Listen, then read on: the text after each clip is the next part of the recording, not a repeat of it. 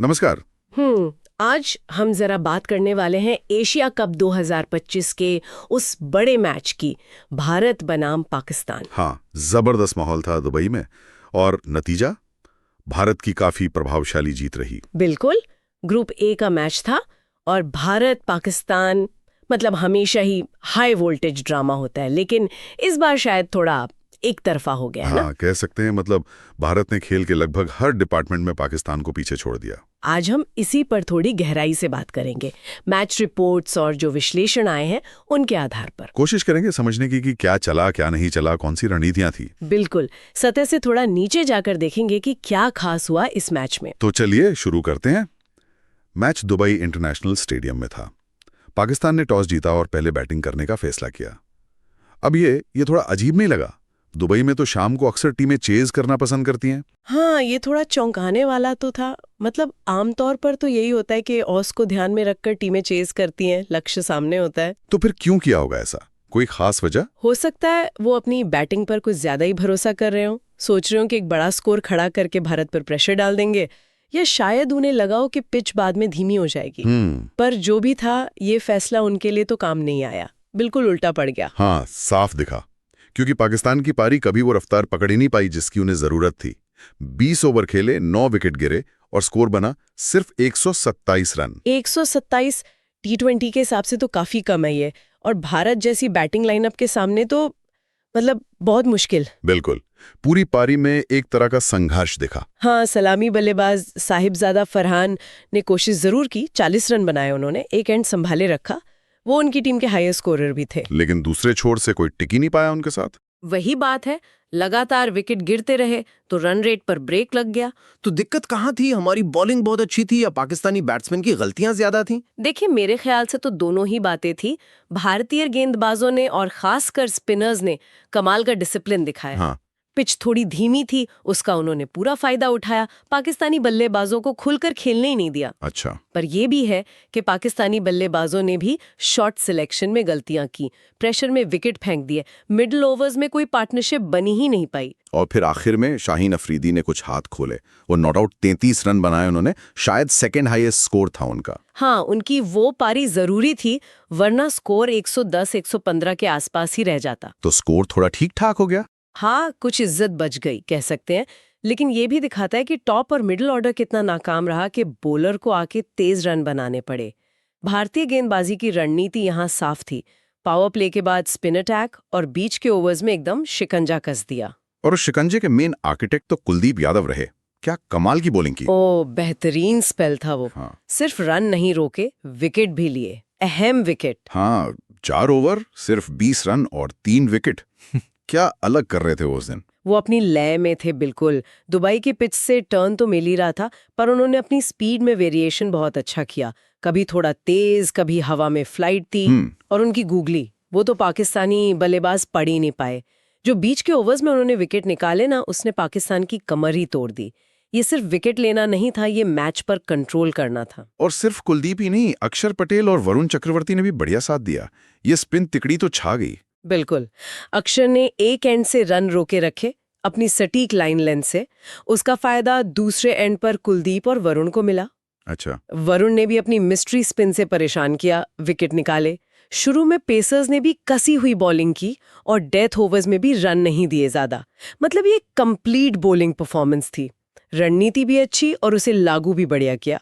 तो भारत के सामने लक्ष्य आया 128 रन का। कागज पर तो आसान लगता है, पर भारत पाकिस्तान मैच का प्रेशर वो अलग ही होता है। तो भारत की शुरुआत कैसी रही चीज ने? शुरुआत तो एकदम तूफानी रही और इसका पूरा क्रेडिट जाता है अभिषेक शर्मा को। हाँ, उन्होंने तो आते ही कमाल कर दिया। बिल्कुल, आते ही अपने इरादे साफ कर दिए। पाकिस्तानी पेसर्स शाहीन अफरीदी हों या नसीम शाह, अगर वो खेले थे, किसी को नहीं बख्शा, निडर होकर खेले। कितने रन बनाए थे उन्होंने? सिर्फ 13 गेंदें खेली और 31 रन बना डाले। उस पारी ने तो मैच का रुख एक तरह से शुरू में ही तय कर दिया। कुछ बेहतरीन कवर ड्राइव, पुल शॉट्स, मजा आ गया देखकर। उस छोटी सी पर विस्फोटक पारी का साइकोलॉजिकल असर क्या पड़ा होगा पाकिस्तान पर? बहुत ज्यादा। जब आप छोटा स्कोर डिफेंड कर रहे हो तो आपको शुरू में विकेट चाहिए होते हैं प्रेशर बनाने के लिए। हाँ, बिल्कुल। लेकिन अभिषेक ने जिस तरह अटैक किया, उसने पाकिस्तानी बॉलर्स की लाइन लेंथ बिगाड़ दी, उनके प्लान्स फेल हो गए। रन रेट इतनी तेजी से ऊपर भागा कि बाकी बल्लेबाजों पर से प्रेशर लगभग हट ही गया। हालांकि दूसरे एंड पर शुभमन गिल जल्दी आउट हो गए 10 रन बनाकर। तब लगा कि शायद कुछ वापसी हो सकती है पाकिस्तान की। थोड़ी देर के लिए तो लगा होगा जरूर। गिल सेट बैट्समैन है, उनका जल्दी जाना पाकिस्तान के लिए एक उम्मीद थी। लेकिन फिर क्रीज पर आए तिलक वर्मा और कप्तान सूर्य कुमार यादव। हाँ, और यहां से भारत ने फिर कंट्रोल ले लिया। बिल्कुल, यहां से भारत ने मैच पर अपनी पकड़ मजबूत करनी शुरू कर दी। तो तिलक वर्मा और सूर्य कुमार यादव की पार्टनरशिप कितनी अहम रही? क्या स्ट्रैटेजी थी उनकी? ये पार्टनरशिप बहुत जरूरी थी। देखिए, अभिषेक ने तूफानी शुरुआत तो दे दी थी, जी। पर गिल के जाने के बाद एक स्थिरता चाहिए थी। सही। तिलक और सूर्या ने वही काम किया। कोई फालतू का रिस्क नहीं लिया। स्ट्राइक रोटेट करने पर फोकस किया, खराब गेंदों का इंतजार किया और उनको बाउंड्री के बाहर भेजा। पाकिस्तानी स्पिनर्स को सेटल नहीं होने दिया। बीच बीच में कैलकुलेटेड रिस्क भी लिए। या सूर्या की कप्तानी पारी का भी जिक्र बनता है। न सिर्फ रन बनाए बल्कि तिलक जैसे यंगस्टर को गाइड भी किया होगा। निश्चित रूप से सूर्या ने एक एंड पकड़ कर रखा और तिलक को अपना नेचुरल गेम खेलने दिया। उनकी बैटिंग में कामनेस थी, एक कॉन्फिडेंस था। उन्होंने दिखाया कि प्रेशर में भी कैसे शांत रहकर मैच को कंट्रोल किया जाता है। ये पार्टनरशिप सिर्फ रन के लिहाज से नहीं, बल्कि मैच को पाकिस्तान की पहुंच से दूर ले जाने के लिहाज से भी बहुत अहम थी। तो अगर हम मैच के टर्निंग पॉइंट्स या निर्णायक पलों को देखें जी, तो कौन से सबसे ज्यादा अहम रहे? मेरे हिसाब से कुछ मोमेंट्स थे। पहला तो टॉस जीतकर पाकिस्तान का पहले बैटिंग करना और फिर पावर प्ले में तेज शुरुआत न कर पाना।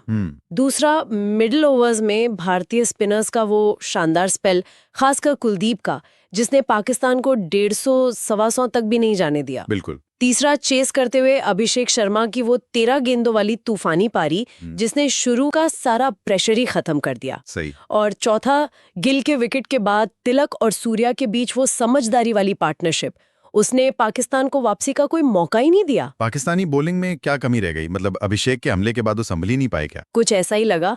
अभिषेक की पारी ने उन्हें थोड़ा डिमोरलाइज कर दिया था शायद। उनके मेन पेसर्स वो असर नहीं डाल पाए जिसकी उम्मीद थी। स्पिनर्स ने बीच में कोशिश की रन रोकने की, पर तब तक रन रेट का प्रेशर था ही नहीं। हाँ, तब तक तो काम आसान हो गया था। बिल्कुल, भारतीय बल्लेबाजों को बस विकेट बचाकर खेलना था। और शायद फील्डिंग में भी कुछ कमी रही हो।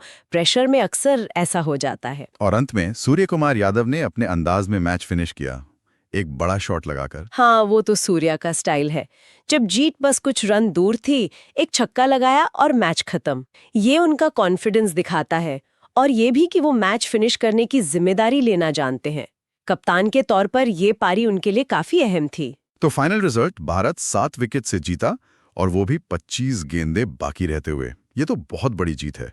Player of the match? Player of the match Kuldeep Yadav, उनके शानदार बॉलिंग फिगर 3-2-0 के लिए। और ये बिल्कुल सही फैसला था। उन्होंने ही तो मिडिल ओवर्स में मैच का रुख भारत की तरफ मोड़ा था। हाँ, वो डिजर्व करते थे। और 7 विकेट से जीत, वो भी 4 ओवर से ज्यादा गेंदें बाकी रहते, ये दिखाता है कि भारत कितना डोमिनेंट था उस दिन। इस जीत का एशिया कप में आगे क्या मतलब है? भारत की पोजीशन अब कैसी है? भी इस बड़ी जीत से काफी अच्छा हो गया होगा। दूसरी तरफ पाकिस्तान के लिए ये हार चिंता की बात है। उन्हें अब वापसी करनी होगी टूर्नामेंट में बने रहने के लिए। प्रेशर बढ़ गया है उन पे। तो इस पूरी चर्चा को अगर समेटें तो क्या मुख्य बातें निकल कर आईं इस मैच से? मेरे ख्याल से कुछ मेन पॉइंट्स हैं। पहला, भारत की बेहद डिसिप्लिन्ड और असरदार गेंदबाजी, जिसमें स्पिनर्स का दबदबा साफ दिखा। हाँ। दूसरा, चेज में वो निडर और अटैकिंग शुरुआत जो अभिषेक शर्मा ने दी। तीसरा, प्रेशर में मिडिल ऑर्डर की स्टेबिलिटी और समझदारी, खासकर तिलक और सूर्या की पार्टनरशिप। सही। और चौथा, शायद पाकिस्तान की स्ट्रैटेजी, खासकर टॉस जीतकर पहले बैटिंग करने का फैसला, जो उनके हक में नहीं गया। हाँ, भारत ने एक टीम के तौर पर बहुत बैलेंस परफॉर्मेंस दी। बॉलिंग ने स्टेज सेट किया और बैट्समैन ने आसानी से चेस कर लिया। और कुलदीप यादव का फॉर्म में वापस आना, ये भारत के लिए टूर्नामेंट में आगे बहुत अच्छा साइन है। बिल्कुल, कुलदीप का कॉन्फिडेंस वापस दिख रहा है और वो बीच के ओवर्स में विकेट टेकिंग बॉलर का रोल निभा रहे हैं, जो T20 में बहुत जरूरी होता है। साथ ही सूर्या का कप्तान और बैट्समैन दोनों रोल्स में सक्सेसफुल होना टीम के लिए पॉजिटिव है। वैसे ये जीत इतनी आसान और एक तरफा रही कि एक सवाल मन में आता है, क्या ये सिर्फ एक मैच का नतीजा है? मतलब किसी एक टीम का दिन अच्छा था, दूसरी का नहीं, या फिर ये भारत और पाकिस्तान की टीमों के बीच हाल के समय में जो फर्क आया है उसका संकेत है? क्या लगता है? हम्म इस एक मैच से इतना बड़ा नतीजा निकालना शायद जल्दबाजी हो, लेकिन सोचने पर मजबूर तो करता है ये। हाँ, ये सवाल तो उठेगा ही और इस पर बहस भी होगी। देखिए, कंसिस्टेंसी ही किसी टीम की असली पहचान होती है। पिछले कुछ टाइम में भारत शायद ज्यादा कंसिस्टेंट रहा है, पर पाकिस्तान एक ऐसी टीम है जो किसी भी दिन किसी को भी हरा सकती है। ये तो है। तो हमें आगे के मैच देखने होंगे, तभी पता चलेगा कि ये सिर्फ एक मैच की बात थी या वाकई दोनों टीमों के लेवल में कुछ अंतर आ गया है। ये सवाल आगे और दिलचस्प होने वाला है।